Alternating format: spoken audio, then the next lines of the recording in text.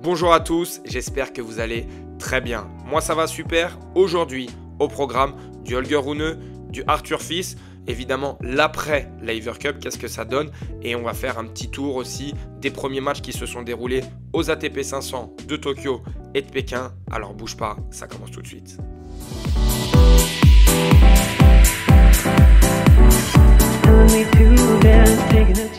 Et évidemment, tu l'as vu sur la miniature, surprise en parlant d'Arthur Fils.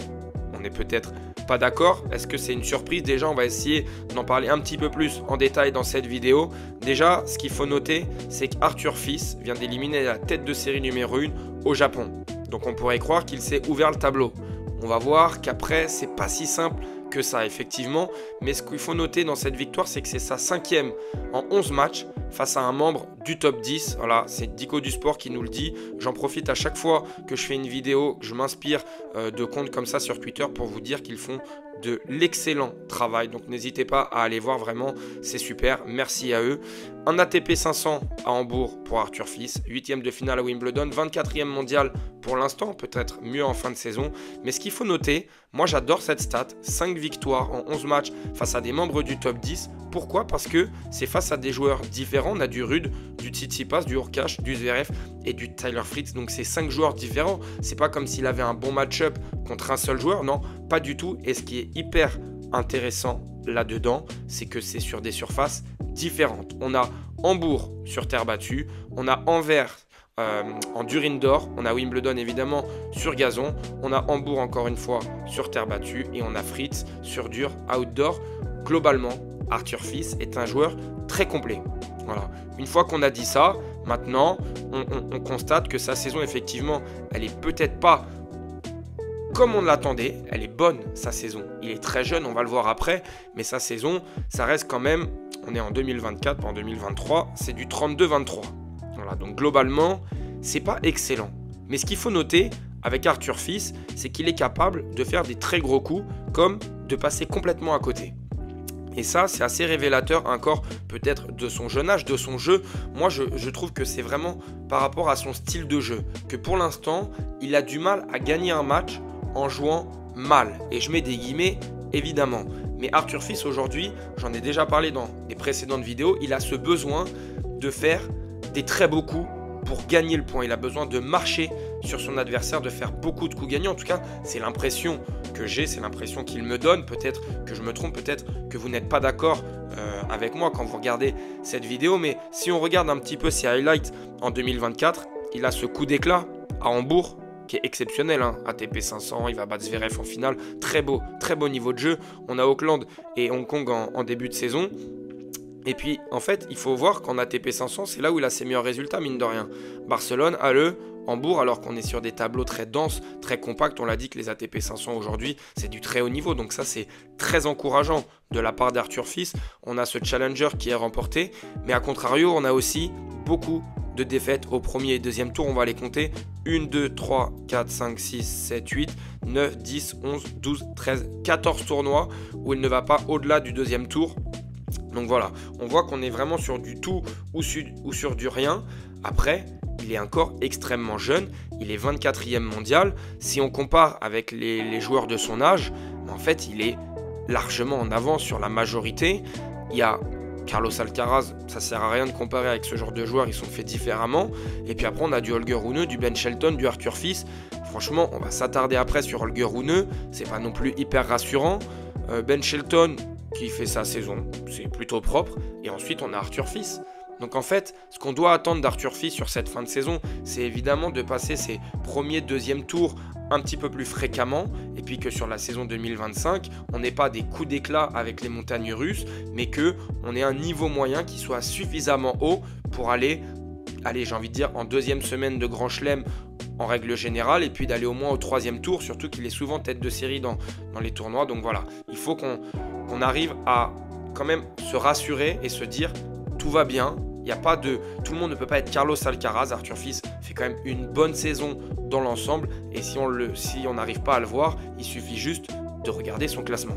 On l'a dit tout à l'heure, Arthur Fils s'est ouvert le tableau en battant la tête de série numéro 1, sauf qu'au prochain tour, il rencontrera Matteo Berrettini Évidemment, c'est pas du tout un bon tirage, mais on est dans un ATP 500 et dans un ATP 500, surtout aujourd'hui avec les nouvelles réformes, on a des tableaux très denses, très compacts. On l'a déjà dit, au 3e tour, il pourrait rencontrer Ben Shelton. Donc voilà, il n'y a rien de fait pour Arthur Fils. Faut pas s'enflammer, faut pas minimiser sa victoire en disant que Tyler Fritz revient de la Laver Cup, donc c'est normal, il fallait quand même le faire.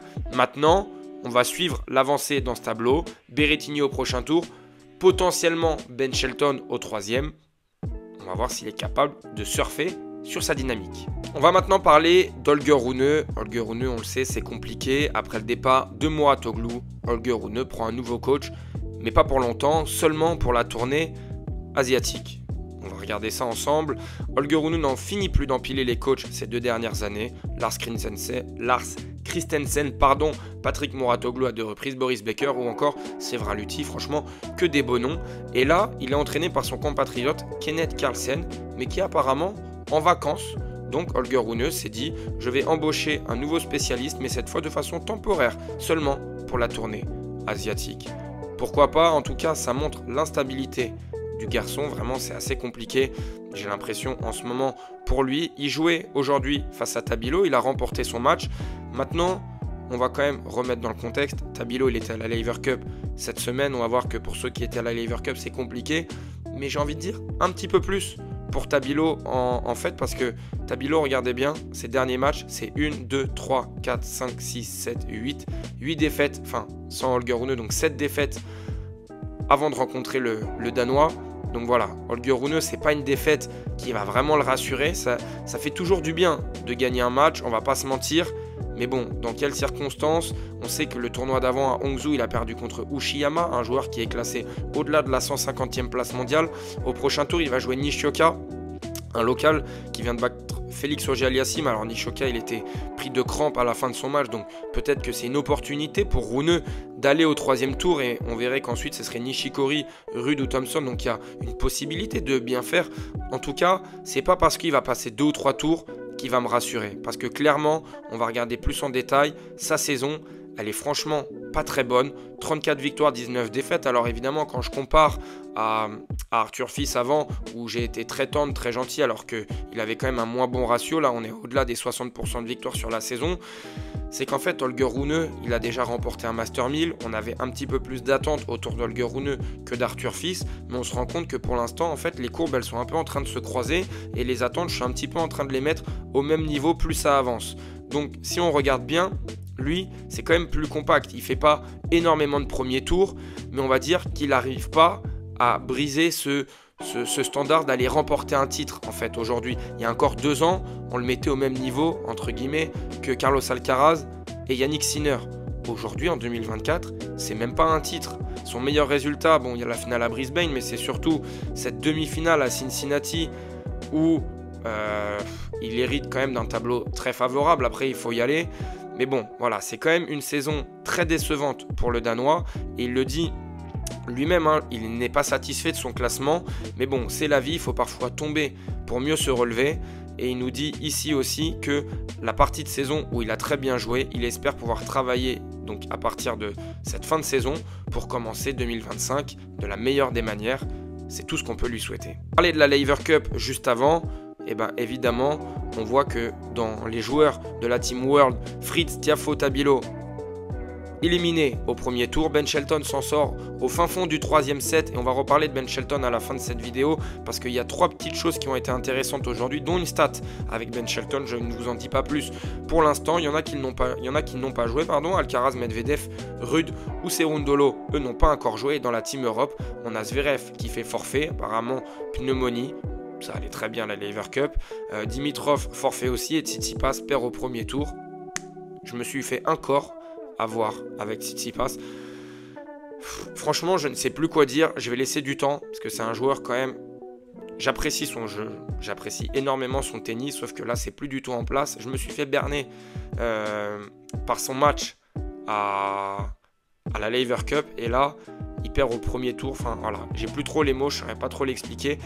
Mais c'est quand même assez fou ce constat de la Laver Cup où, mine de rien, il n'y a qu'un seul survivant. Pour l'instant, évidemment, il y en a qui vont jouer demain, mais c'est pas anodin. On l'a dit qu'il y avait 7 heures de décalage horaire avec Tokyo, il y en a 6 avec Pékin.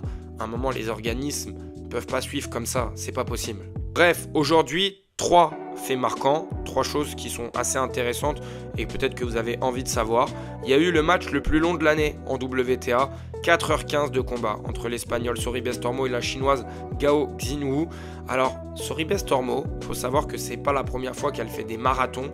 Elle fait énormément de matchs au-delà des 3 heures. Alors 4 heures c'est peu commun, mais elle fait énormément de matchs parce que c'est une joueuse qui s'accroche énormément, qui joue avec un slice de revers, donc c'est peu commun chez les filles, donc c'est à souligner. Alors parfois elle est moquée parce que elle sert pas très bien, elle fait pas avancer la balle plus que ça, mais elle a un jeu quand même qui est très intelligent et dont beaucoup de joueuses devraient s'inspirer vraiment, dont cet état d'esprit de combat. Plus de 4h15, franchement, c'est assez remarquable. Surtout que ce n'est pas la première fois que ça arrive. On enchaîne avec une autre stat assez intéressante quand même, parce que Mannarino rejoint un cercle assez privé chez les joueurs français, ceux qui ont plus de 300 victoires sur le circuit principal. Ce n'est pas rien quand même, 300 victoires, il faut se rendre compte. Mais on a parfois tendance à un petit peu minimiser ce qu'ont pu faire Gasquet, Monfils, Tsonga, Gilles Simon. Regardez qui est tout en haut. Regardez qui est tout en haut. Gasquet, Monfils, Simon évidemment, mais regardez Richard Gasquet. 605 victoires sur le circuit principal. Bref, encore une stat complètement folle de Jeu 7 et Math qui fait un travail monumental. Mais c'est fou, Mannarino qui rejoint ce cercle. Lui qui fait quand même sa carrière assez discrètement dans son coin, j'ai envie de dire. Donc franchement, chapeau monsieur. Et dernière stat, ça va concerner Ben Shelton. On va regarder son match et les statistiques. Au 3e set, regardez bien, 100% de premier service. C'est simple, au 3e set, il n'a pas servi une deuxième balle. Ça, c'est quand même fou. 23 services, 23 premières balles.